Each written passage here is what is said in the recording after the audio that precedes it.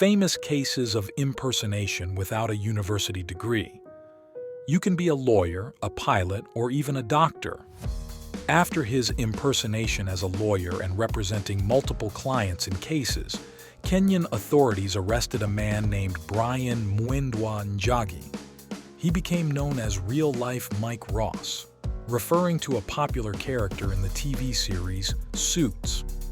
Mwendwa managed to represent his clients before appellate judges and Supreme Court judges in 26 different cases and won all of them, despite lacking formal legal training. Mwendwa successfully portrayed himself as a qualified lawyer, and none of the judges he dealt with questioned the legitimacy of his legal qualifications. However, the Law Society of Kenya, LSK, began to doubt him after receiving complaints from a real lawyer with the same name who complained about his inability to access his own account. After an investigation, the society discovered that another person named Brian Mwendwa Njagi had assumed the identity of the real lawyer and used his unauthorized account. Although Brian Mwendwa Njagi was arrested for impersonating a lawyer, he did not appear before the judge. His story amazed many, to the point where a Kenyan businessman offered to pay bail for his release and expressed admiration for his judicial record, despite not having received formal legal education. Second story. The story goes back to 2016 in New York City, where a case of real and genuine identity impersonation was uncovered involving a man named Frank Abagnale. Frank was a clever and skilled identity manipulator and fraudster who became famous worldwide for his ability to assume different identities and evade the law. He started by forging a small-value bank check, which marked the beginning of his adventure into the world of fraud and forgery.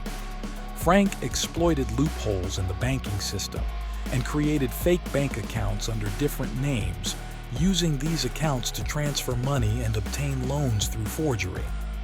Not content with that, Frank decided to impersonate a respected and prestigious personality to achieve greater gains.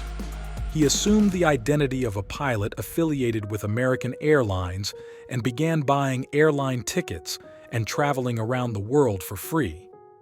Frank managed to convince others of his fake persona, acquiring detailed knowledge about aviation and airlines and pretending to be an expert in the field. Frank also impersonated a doctor and managed to work in various hospitals without having any formal medical training. In this role, he provided treatment and medical consultations to patients, successfully convincing doctors and nurses that he was a qualified physician. Frank's story became known to the judicial authorities, who sought to apprehend him. In the end, the authorities managed to capture Frank Abagnale. He was tried and sentenced to 5 years in prison. However, instead of serving the full sentence, a deal was proposed in collaboration with the authorities to utilize his skills in fraud and forgery for the benefit of the U.S. government. After spending several years working under federal supervision, Frank managed to regain his freedom and started a new life after studying law and becoming a real lawyer. Frank Abagnale's life story and adventures were documented in a book titled Catch Me If You Can, which was later adapted into a Hollywood film directed by Steven Spielberg and starring Leonardo DiCaprio as Frank Abagnale,